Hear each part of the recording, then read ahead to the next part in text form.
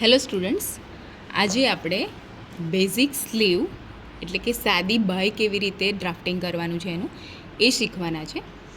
તો એના માટે આપણે આટલા મેઝરમેન્ટ જોઈશે.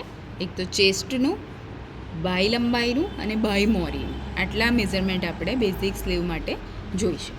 તો આપણે એનું ડ્રાફ્ટિંગ સ્ટાર્ટ કરીશું. 0થી આપણે 1 પહેલાં લેવાનું છે બાય લંબાઈ, અને 0થી 2 આપણે લેવાનું છે 1/4 ચેસ્ટ -1, જે પણ મેઝરમેન્ટ આવે એ આપણે લઈ લેવાનું છે 0થી 2.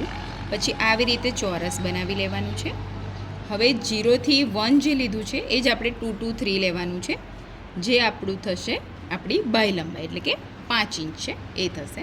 અને 0થી 2 આપણું 1/4 ચેસ્ટ -1 જે પણ +1 જે પણ આવે એ લેવાનું છે.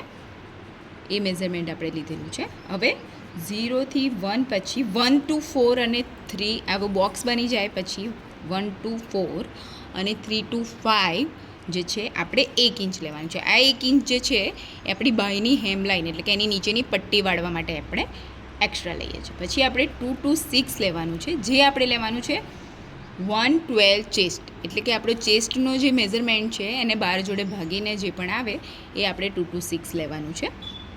અને પછી લેવાનું છે આપણે 1 to 7.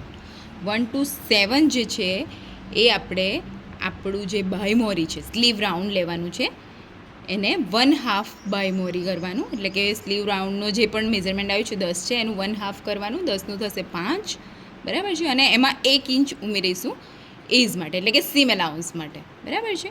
એ આપણે 1 to 7 લેવાનું છે.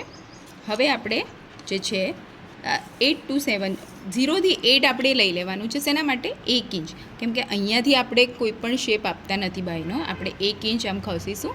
એટલે 0થી 8 આપણે 1 ઇંચ લઈ લઈશું અને ત્યારબાદ જ આપણે સ્લીવનો શેપ આપીશું. તમને ડાયરેક્ટ ફાવે તો ડાયરેક્ટ પણ કરી શકો છો શેપ. તમને જો ના ફાવે તો આપણે જે છે ફ્રેન્ચ કર્વની મદદથી પણ શેપ લઈ શકીએ છીએ. આ જે છે ફ્રેન્ચ આપણા કર્વ છે. આ એક સેટ છે, એમાં 3 અલગ અલગ આવી રીતે શેપ આવે છે, એટલે એનો ઉપયોગ કરીને પણ તમે જે છે શેપ આપી શકો છો. જો તમને હાથથી ફાવે તો હાથથી પણ આપી શકો છો. આપણે ઉપરનો જે શેપ છે આ રીતે આપીશું,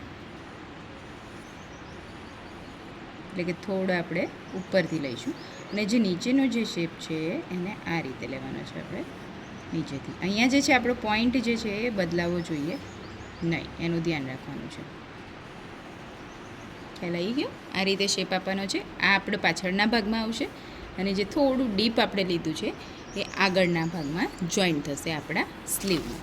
હવે આપણે 6 to 7 જોઈન કરી લઈશું અને અહીંયાથી આ રીતે ક્રોસમાં આપી દઈશું. અને ના આપવું હોય તો તમે કાપીને પણ એને ક્રોસ કરી શકો છો. તો આપણી આ બેઝિક સ્લીવ રેડી થઈ ગઈ છે.